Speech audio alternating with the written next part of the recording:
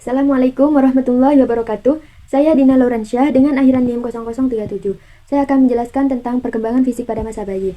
Perkembangan fisik pada masa bayi ini meliputi perkembangan dan pertumbuhan fisik pada masa bayi. Yang kedua yaitu perkembangan motorik bayi.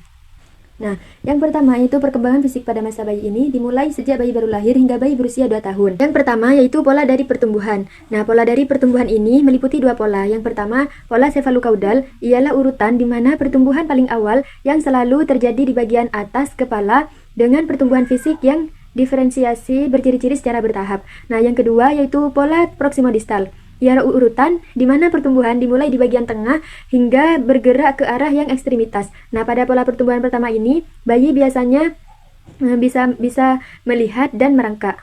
Kemudian yang kedua yaitu tinggi dan berat. Nah, dalam beberapa hari pertama ini, sebagian besar bayi dapat kehilangan 5 hingga 7% berat badan mereka sebelum mereka mengenal dengan menyusu, yaitu dengan cara mengisap, menelan, dan mencerna. Yang ketiga yaitu otak. Pada masa bayi, kepala bayi harus dilindungi dari jatuh atau cedera lainnya. Pada otak, terdapat masing-masing fungsi utama pada lobus, yaitu yang pertama, lobus frontal, yang terlibat dalam gerakan sukarela, pemikiran, kepribadian, dan intensionalitas atau tujuan. Yang kedua, yaitu lobus occipital, yang berfungsi sebagai penglihatan. Yang ketiga, yaitu lobus temporalis, yang memiliki peran aktif dalam pendengaran, pemrosesan bahasa, dan memori. Yang terakhir yaitu lobus parietal yang memainkan peran penting dalam mendaftarkan lokasi, spesial, perhatian, dan kontrol motorik. Nah, pada otak ini juga terdapat perkembangan penting. Yang pertama yaitu mielinisasi atau pelapisan lemak di akson yang akan mempercepat sinyal antar neuron. Nah, yang kedua yaitu sinaptogenesis atau pertumbuhan koneksi antar sel saraf atau neuron. Nah, yang ketiga yaitu blooming and pruning atau koneksi yang sering dipakai akan kuat dan yang jarang dipakai akan lemah. Nah, yang terakhir yaitu plastisitas otak.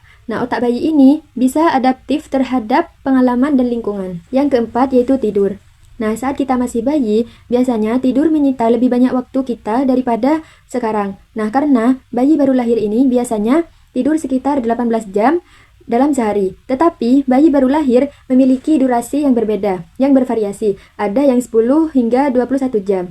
Pada bagian ini terdapat juga tidur REM dan tidur non-REM. Nah, pada tidur REM ini terdapat mata bergetar di bawah kelopak mata yang tertutup. Nah, sedangkan tidur non-REM ialah tidur yang tidak terjadi dan lebih tenang. Nah, tidur ini juga ada yang tidur bersama yang berpengaturan tidur untuk bayi baru lahir yang bervariasi dari satu budaya ke budaya lainnya. Misalnya berbagi tempat tidur dengan seorang ibu. Nah, itu bisa menjadikan lebih mudah ketika menyusui anak. Pada bagian terakhir tidur ini juga terdapat penyakit menular seksual atau ISPA dan sindrom kematian bayi mendadak atau SAIDS adalah kondisi yang terjadi ketika bayi berhenti bernafas, biasanya pada malam hari. Yang kelima yaitu gizi. Sejak lahir hingga bayi berusia 1 tahun, berat badan ini bisa berubah hingga 3 kali lipat dan panjangnya bertambah hingga 50%.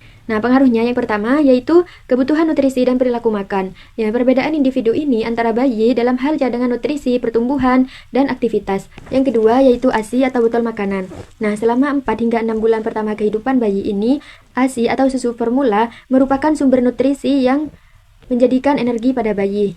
Yang ketiga yaitu malnutrisi pada bayi. Nah, penyepihan dini bayi dari ASI ke sumber nutrisi yang tidak memadai ini seperti susu formula sapi yang tidak sesuai dan tidak higienis dapat menyebabkan kekurangan protein. Pada pembahasan kedua yaitu perkembangan motorik bayi. Nah, bayi bergerak karena ada motivasi, pengenalan, dan interaksi dengan lingkungan. Jadi, bayi bergerak ini bukan hanya karena gen, tetapi meliputi banyak hal, yaitu otak, tubuh, lingkungan, dan keinginan. Kemudian, refleks pada bayi baru lahir atau gerakan otomatis. Yang pertama yaitu rooting reflex yang secara otomatis bayi ketika merasakan haus, otomatis mencari puting untuk menyusu. Yang kedua yaitu sucking reflex atau otomatis dengan mengisap. Yang ketiga yaitu moro reflex atau gerakan kaget. Yang keempat yaitu grasping reflex atau bayi sudah dapat bisa menggenggam. Nah, perkembangan motorik pada bayi ini terbagi menjadi dua. Yang pertama motorik kasar dan yang kedua motorik halus. Nah, pada motorik kasar ini atau gerakan besar, dapat dicontohkan bayi sudah bisa duduk, berdiri, dan berjalan. Nah, perkembangan postur ini sangat penting dan bayi dapat mengontrol kepala dengan duduk, berdiri, dan berjalan. Nah, biasanya ini terjadi ketika usia bayi 6 bulan, bayi sudah dapat duduk, Dan ketika usianya sudah 8 hingga 9 bulan, bayi sudah dapat berdiri hingga berjalan. Dan ketika usia bayi sudah 1 tahun, bayi sudah dapat berjalan dengan lancar. Nah, yang kedua pada motorik halus atau gerakan kecil. Nah, pada gerakan kecil ini, bayi akan spontan dapat menggenggam, memegang suatu benda, semakin lama akan semakin terarah.